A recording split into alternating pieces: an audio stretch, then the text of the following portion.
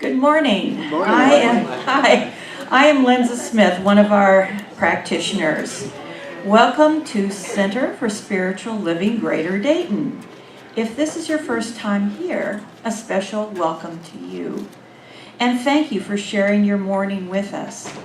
We would very much appreciate it if you would take a minute to fill out the tear-off strip on your program cover. It's in the program. When you open it up, there's a little strip in there.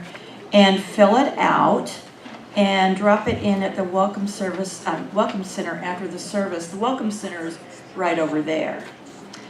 I will be giving our reading and invocation this morning.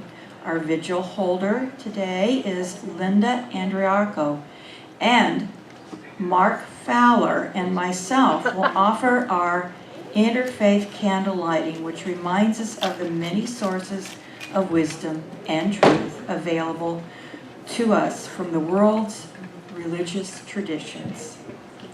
It's Garden Sunday today, so yay! So all the kids are with Stephanie today, and they're all going out in the garden. And Stephanie's right there, looking all gardeny and everything. And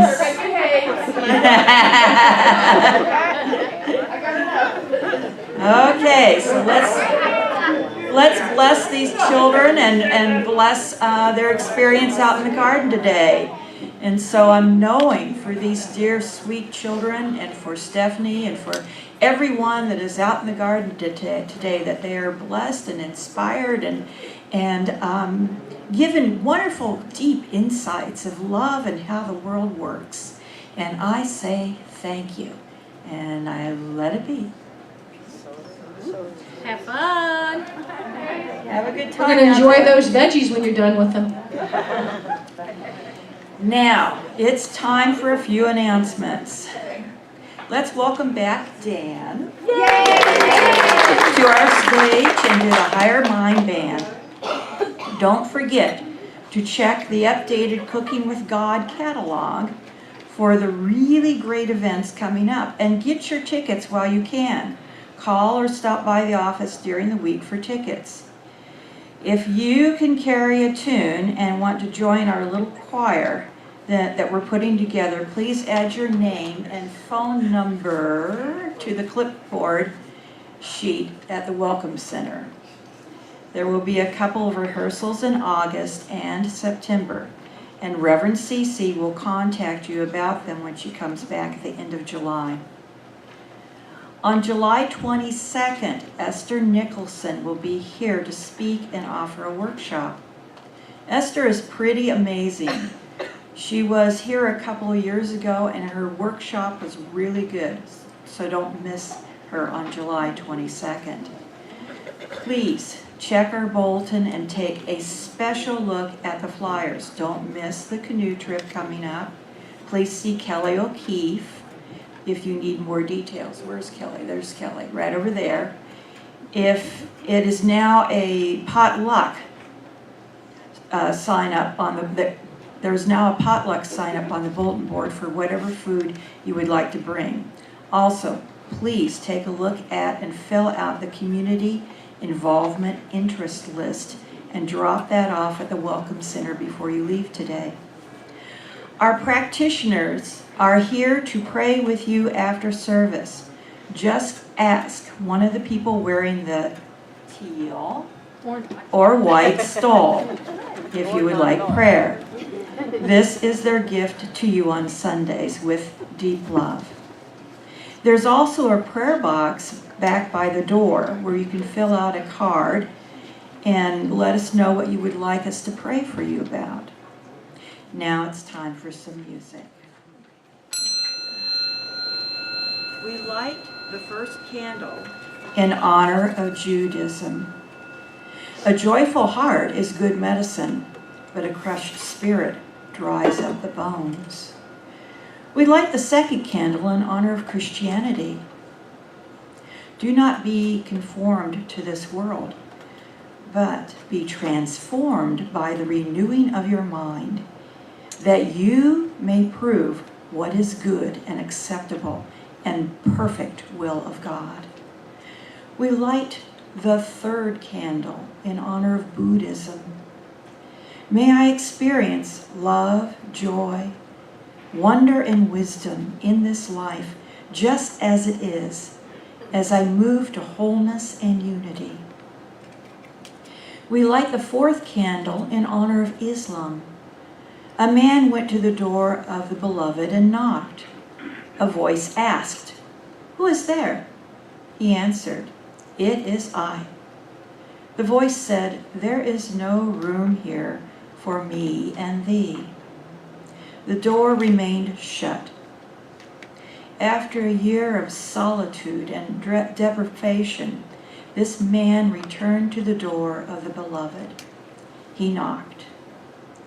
A voice from within asked, "Who is there?" The man said, "It is thou." And the door was opened for him. We light the fifth candle in honor of Taoism. The great Tao flows everywhere, both to the left and to the right. It nourishes the 10,000 things. We light the sixth candle in honor of Native American traditions. Each morning upon rising and each evening before sleeping, give thanks for the life within you and for the life of all. For the good things of the Creator have given you and the opportunity to grow a little more each day. Consider your thoughts and actions of the past day and seek for the courage and strength to be a better person. Seek for the things that will benefit everyone. We light the final candle in honor of the Sikh religion. I challenge the darkness. If nothing else, then at least around myself. I will not let it settle. Around myself, I will establish light.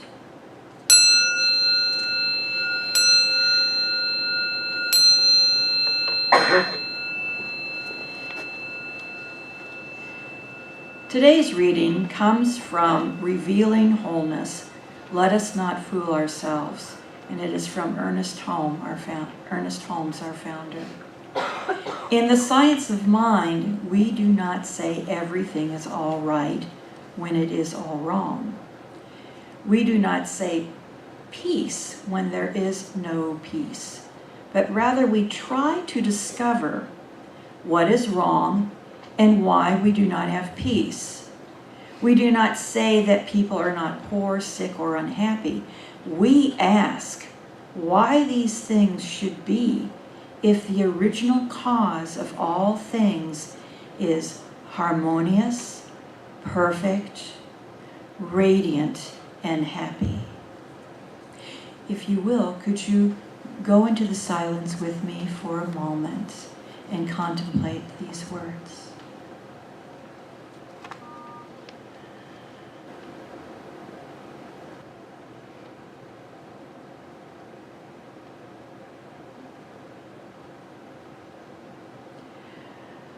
Oh, what a blessed morning and what a blessed day this is. I give thanks. I give thanks for this perfect service. I give thanks for all that occurs during this service today. All the information, all the insight, all the wisdom that is brought forth in this service. I know that everything is in divine right order. I know that each and every person that is attending here today is divinely blessed and deeply loved. I know that our children are divinely blessed as they're out in the garden playing in the dirt and with the plants. I know that all is in divine perfection with them. I know that every person that is here today, the music ministry and all the ushers and greeters, and that everybody who has participated in this service is divinely blessed. I know that this is a day of healing, of insight, of wholeness, and of love. And I give thanks. So be it.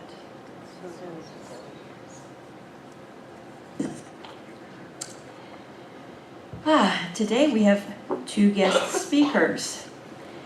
Choices Inc. has been serving the youth and families in Southwest Ohio for 32 years. Their programs have changed and evolved as the needs of the child welfare system have changed. Choices currently has 3 main programs: foster care, independent living, and home-based services. This morning, we will specifically learn more about Choices Independent Living Program. This program works with youth ages 17 to 21 who are transitioning or aging out of foster care. To tell us more about this wonderful nonprofit that we are developing a long-term partnership, we are turning the mic over to Ashley Pester, who is the Development Director of Choices, Inc., and Robert Bruce, who is the Independent Living Manager for Choices and a licensed social worker in the state of Ohio. If you could please welcome them. Okay, thank you. Good morning, everyone. Thank you so much for welcoming us here. So many bright, smiling faces this morning. As Lenza mentioned, I'm Ashley Pester, the Development Director with Choices, and I have been working with this amazing organization for 8 years. And in the world of development, my job is to build relationships with people like you in the community, business partners, places of worship, to help our kids and families in our programs. Most people tell me when I first meet them, wow, your job must be really hard, hearing the circumstances of which kids come from when they enter foster care. And while that's 100% true, it's also a very rewarding position. With your help, I get to be part of the magical moments where our kids get to be essentially kids, which is a huge part of what Choices does. I also get to see how much this community that we live in cares for others. I get to meet the helpers, the doers, and the givers, people like you. The relationship between Choices and the center began last year, actually when Clara saw one of our employees wearing a Be a Foster Parent t-shirt, I think at Speedway, and she's like, hey, I would love to talk to you about your programs. And so Claire and I have met numerous times. You also generously supported one of our adoptive families from our home-based services program at Christmas time. And we've been in conversation about how we can develop something long-term to help our kids, and the mission of serving kids aging out of foster care seems to be the best fit. So I look forward to being more connected to each of you and helping our kids. To tell you more about our program, I want to introduce you to my coworker and amazing leader and friend, Mr. Robert Bruce. He's been working for Choices for 22 years, continuously working with the same population of kids aging out of foster care. And Robert truly believes that this is the most vulnerable population in the United States of America. Robert began as a third shift group home staff at the Choices Transitional Living Facility that we used to have in Springfield, Ohio. But that has since closed as our programs have evolved over the years to better serve kids in the area. He's seen the independent living program through many phases and changes and offered new perspectives, and eventually earned the role as independent living manager. Robert is responsible for the day-to-day operations of this program and currently manages 8 staff and is responsible for our 45 youth in the program, but that number is forever growing. His main role seems to revolve around crisis management, or as we say at Choices, putting out fires, and mentoring our social workers into being the help and guidance for our independent living youth. Robert will be quick to tell anyone that this is the most rewarding and challenging thing he has ever done in his life. He's incredibly blessed to be part of such a strong and committed staff and loves the Choices mission. He's challenged every day to bring his A game because our team is driven to see our young people succeed. Now Robert will tell you more about our program. Thank you.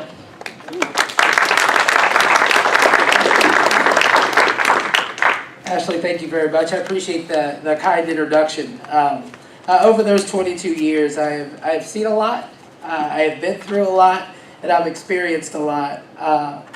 But I will say that I learned courage from the kids that we work with. I've learned resiliency from the young people that we work with. And I've learned commitment by the young people that we've worked with. And so what an amazing blessing that's been to just be a part of so many young people's journey over the course of the years. Ashley mentioned that I worked in residential, and it just kind of made me chuckle a little bit because I remember how crazy that was and how horrible that was. So we had at our Poplar Cottage place, we had 20 co-ed young people 17 to 21. I don't know whose idea that was. Wow. But again, I learned a lot. Ashley mentioned that I believe that this is the most vulnerable population of Americans, not just young people, not just kids in foster care. Folks, I believe that it's the most vulnerable population of Americans, period. 1 in 5 foster youth will be homeless after the age of 18. Half of all foster youth will be unemployed at age 24. Less than 47% of all foster youth will graduate from high school. Less than 3% of foster youth will ever earn a college degree. 71% of all foster girls will be pregnant by the age of 21. 1 in 4 will experience post-traumatic stress disorder. That's 5 times the national average from soldiers returning back from war. And ever so prevalent that our foster youth are huge targets for pimps and human traffickers throughout this country. And so we work tirelessly at Choices Incorporated to change those statistics for young people aging out 1 youth at a time. We work really hard to build relationships with each young person that we come in contact with because I know it's the relationship piece that works. It is building trust. And then once we get these young people to eat what we're feeding, then we can sell them the world. Then we can talk to them about working and earning money and saving money and becoming productive members of society, building relationships, basing those relationships on love and trust and mutual respect, because those are giant issues in this giant world of foster care. But let me first go back and tell you what independent living is. And so, as Ashley mentioned, we take 17 to 21-year-olds out of foster care that are higher functioning young people, and we place them in scattered site apartments throughout the Miami Valley. We have young people in placement as far north as, I would say, like Washington Courthouse, and as far south as the Ohio River, Cincinnati. And we will work with them from 6 months to up to 3 years on learning life skills and teaching these young people to live on their own. We work really hard to place them in communities where they're used to living. So there are resources, whether that's a teacher, whether that's a church member, whether that's a friend or the mother of a friend or somebody that can be a resource to them. What I've learned over the years is that we are created social beings and we can't do this by ourselves. It's tough to think that the system that we have right now in foster care will take a young person that is 18 years old, and once they graduate from high school and or turn 18, they are basically released out there on their own. We'll talk about the wolves later. We'll talk about those people that get after our young people later.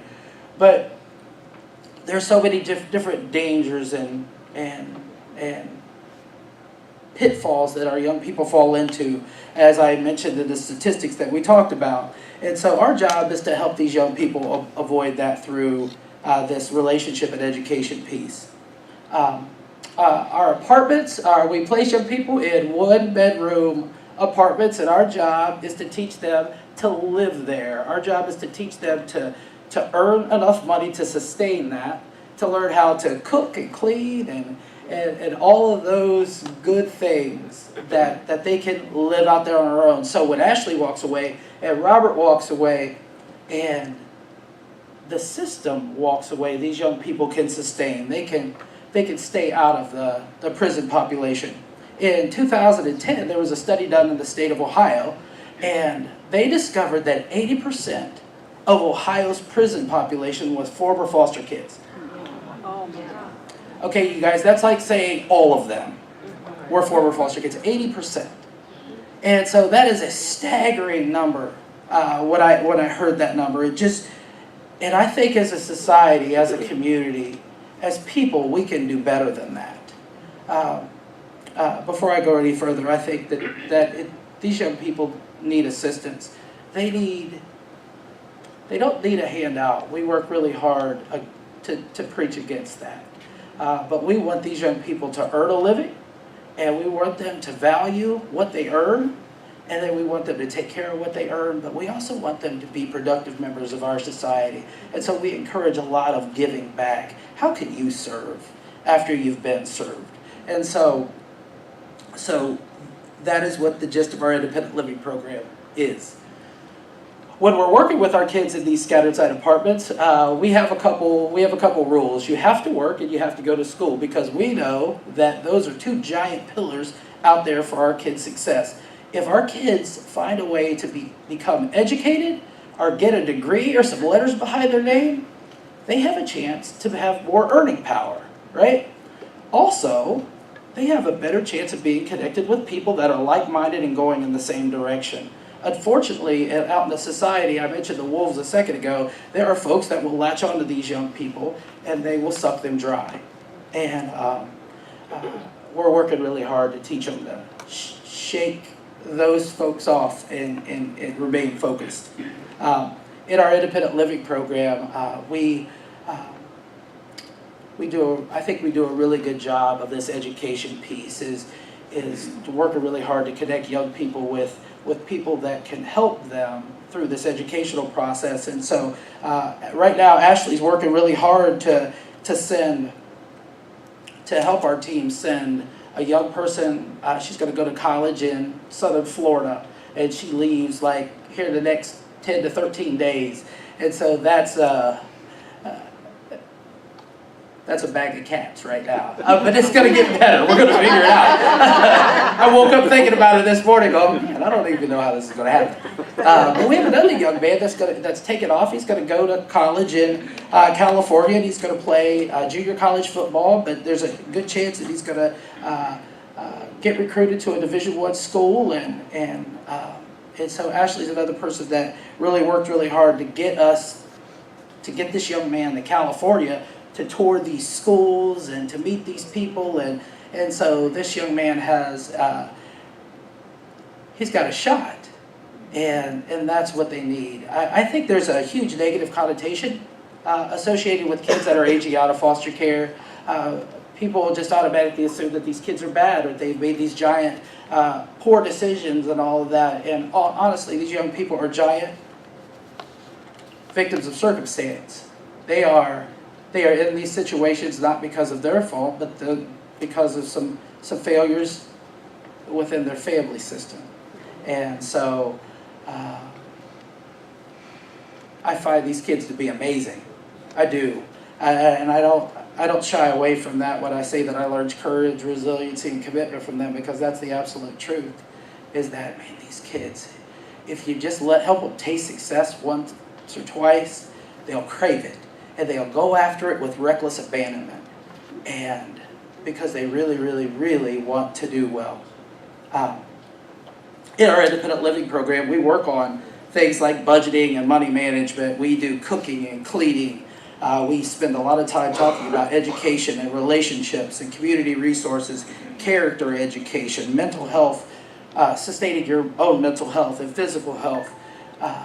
Because those are all things, plus a million other things that we have to talk about if we're going to ever say that we're going to send a kid out there to be on their own. In the United States, the average youth stays in their home 24 and a half years. So our kids, two-parent households, our kids stay in their homes till they're 24 and a half, whereas a giant chunk of foster youth are leaving at 18. Now, I don't know about you guys, but it's frightening what I didn't know when I was 18. I have a 16-year-old that I dropped off at McDonald's this morning, and she looked at me dead in the face and said, I think I'd rather be broke. And goodbye, enjoy your shift. I teased as I was pulling away. I was like, I don't think she's been broke enough yet to understand what broke is. So, she doesn't know macaroni and cheese broke or rolling pennies for gas broke yet. Hopefully she gets to experience that with some safeguards. But folks, we work really hard to build relationships that sometimes last a lifetime. I'm not ashamed to say that Social Work 101 says that we should do no harm. As a licensed social worker in the state of Ohio, I am to do no harm. I am not to make my clients worse when they leave me. And so I understand that. But I also don't shy away from doing the hard stuff and being in relationships with these young people because they need that. And if that is what it takes to help our young people become next level citizens of this country, I'm going to do it. My staff's going to do it. Choices Inc. is going to do it. And I know you folks will do it as well. We've been really blessed to be partnered with a lot of people that get young people. And if they don't get them, they learn to get them and help out along the way. Because our young people aren't surrounded by the best support systems. We had a young lady not too long ago that she went to Cincinnati State Community College and she had a report due. And she had been working diligently on this laptop that we provided for her. And she comes home from working a shift at Steak and Shake, and her father had broken into her apartment and stole her computer, and it ended up at the pawn shop. And she had like that day to get that project in. And she was just stricken with fear and but she knew what happened to it. And so she had a tough decision to make about filing charges on Dad. And so those are some of the circumstances that our young people deal with on a regular basis. And that's really, really hard. But sometimes our biggest hurdles in helping youth is to help them make good decisions. And we have a motto at Choices that we want our young people to do the right thing first every time. And that's lofty. That's really, really lofty, especially kids coming from broken and damaged homes or whatever.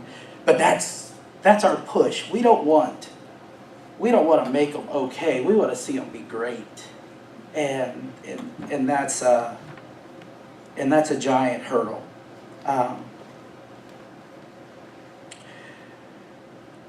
We really want to help our young people find people that they can call their own.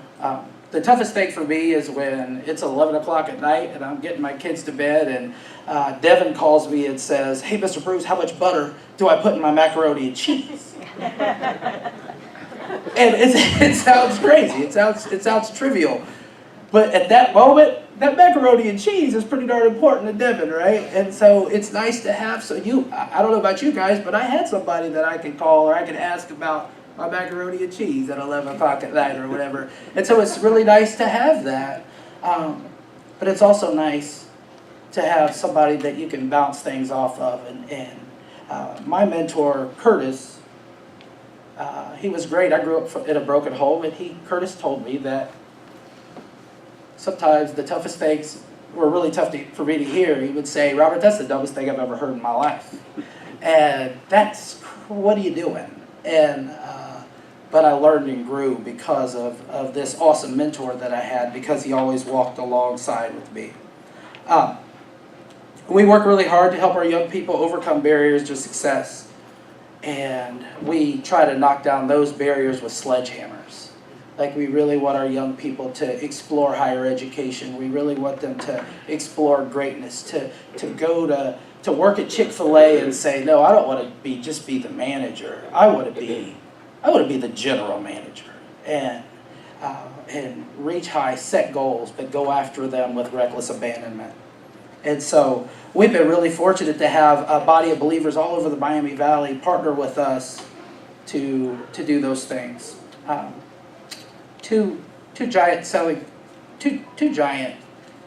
struggles for us are Christmas and Thanksgiving, and I know I'm probably at my time here, but Christmas and Thanksgiving are really, really difficult for our young people because as they see on TV that Christmas is family and people surrounded by a tree and the turkey and the dressing and the family and the laughter. Well, that's not what Christmas looks like for our young people. Sometimes Christmas looks like our young people sitting at home with a TV dinner at Christmas time. And so we work really hard to make those Christmas and Thanksgiving holidays really special for our young people so they understand that and so they can build memories that last lifetimes. And so we can't do that without you guys. We can't do that without community partners to help us. We are a private agency that operates under state dollars, right? Our state dollars pay for the placements of the young people that we work with. And there isn't a whole lot of meat on that bone to do fluffy things like Christmas and Thanksgiving and stuff. So it's really great to have community partners to help us. But we really want our young people to live. I believe that there is a stark difference between living and existing. Our young people don't get that. They think that the knuckle busting, the knuckle grinding, the struggling every day is how life is supposed to be. They don't understand like vacation, and they don't understand. I enjoyed the heck out of one of those ices yesterday at the barbecue fest, right? And I was like, and it was so hot. I got to taste this icy. I was like, hey, this is pretty cool. And but our kids just don't have moments like that where it's just that I can let my hair down and just be who I am, because every day is a grind and a struggle. And we really want to teach them to live. We want them to not to struggle every day to pay the bills. We don't want them to struggle every day to where they find themselves in prostitution situations or domestic violence situations.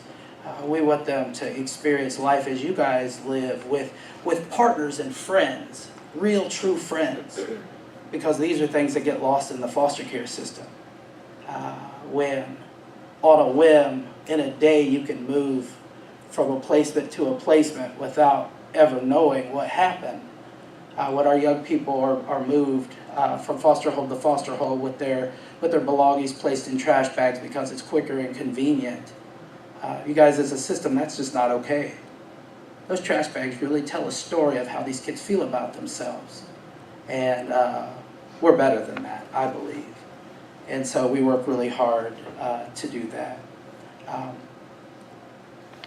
Independent living's hard, but it's fun. It's the best thing I've ever done in my life. I think I'm a better husband. I think I'm a better father. I think I'm a better friend now than I've ever been because of knowing the young people that we work with.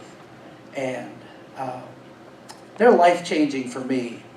And these young people say all these cool things. Mr. Bruce, you've changed my life. Or Mr. Bruce, you're the... And it's not true at all. It's not true. What's true is I was just there. I was present. I went to play practices, and I went to the Seussical 9 times at Xenia High School. I wanted to hurt myself. I mean, it was horrible. But I did it because this young man needed a carnation like everybody else at the end of his performance. And so that's what we do at Choices, Inc. And I think our young people are better for it. So after this, we're going to have a Q&A in the adult classroom. I do want to mention that on September the 13th, it's a Thursday, at 8 a.m. to 9 p.m., Choices, Inc. is hosting their Voices for Kids breakfast. That's at the Celebration Banquet Center in Kettering, here in Kettering. I'm from Xenia, so I always forget where I am.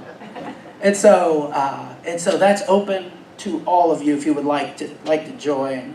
You could get business cards from us at the Q&A, and we'd love to talk about those things. So thank you so much for your time and allowing me to bump my gums about this program that we are so passionate about and we love. But it's not the program, it's the young people. They really are that amazing, especially when you chip off the outer shell and you get to the nuts and bolts of who these kids are.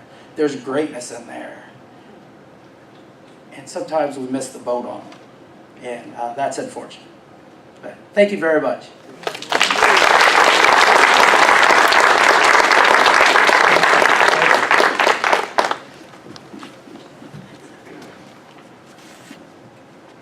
So as you have these types of talks over the summer, this is really in response to some of the requests that have been made to our talks about wanting to be more active in the community, wanting to share the gifts that we have, and to utilize them in ways that feel marvelous, not only to us, but those who we serve. So thank you for coming and presenting this information. Yes, thank you, Ashley and Robert, very much. Thank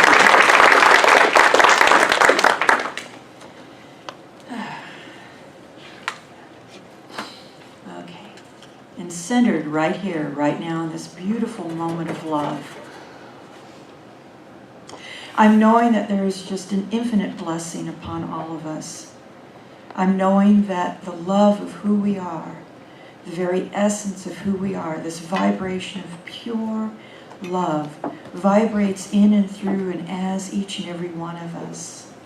And I know that we are inspired and enlightened in our choices this day. I know that we are inspired in how to truly be of service to all of life, to everyone and everything.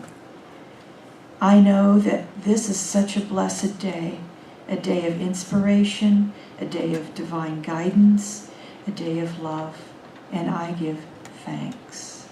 So be it. So it is.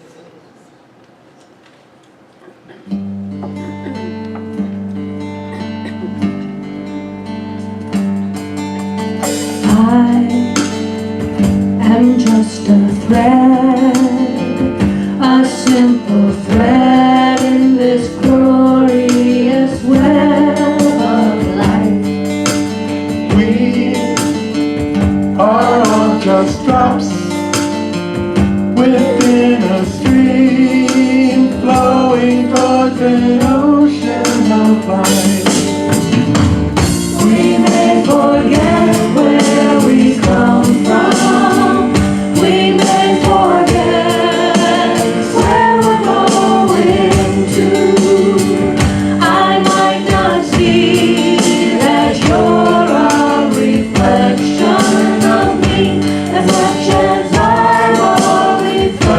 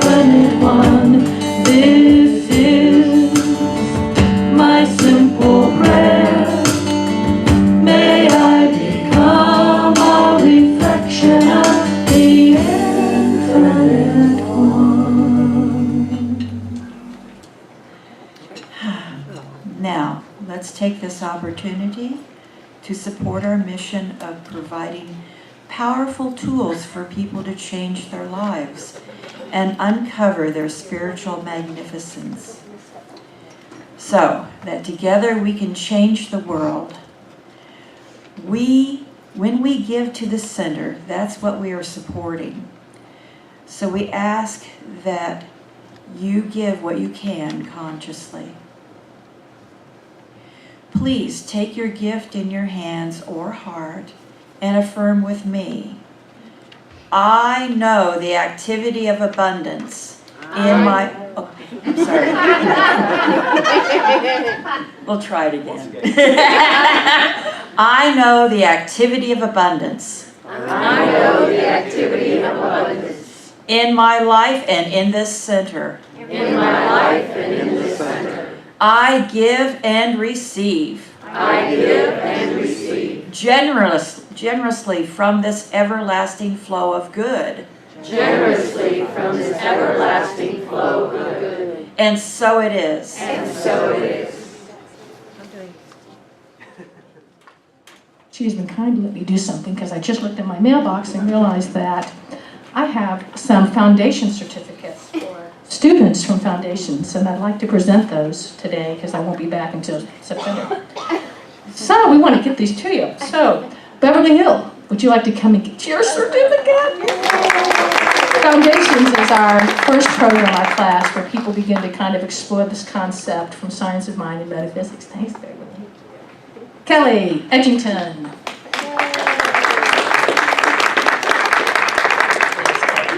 We had a great time in this class. Oh, yeah. Thank you. We have some awesome conversations. Jan Gallardo, I think she's in the other room. Christina Frazier. Some powerful aha moments in this class for sure.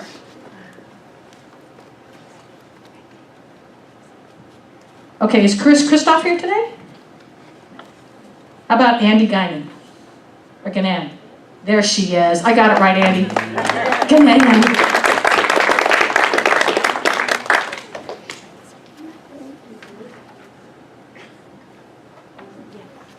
Okay, Anne and Dave Bizzaro. Okay, they're probably golfing today. How about Georgia Lindsay? Roxanne? And Scott. And I think one more. And Ken. All right, that's it. Thank you so much. Thanks to everybody who made this morning's service possible. Our ushers and greeters, our practitioners, and the welcome team, and the Higher Mind Band, and you. Thank you. Please stand for our closing affirmation and our closing song, We Are One. Please affirm with me.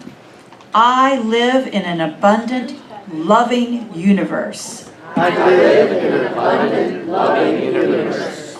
I am generous. I am generous. I am loving. I am loving. I am loved. I am loved. And so it is. Have a good week, everyone. All right.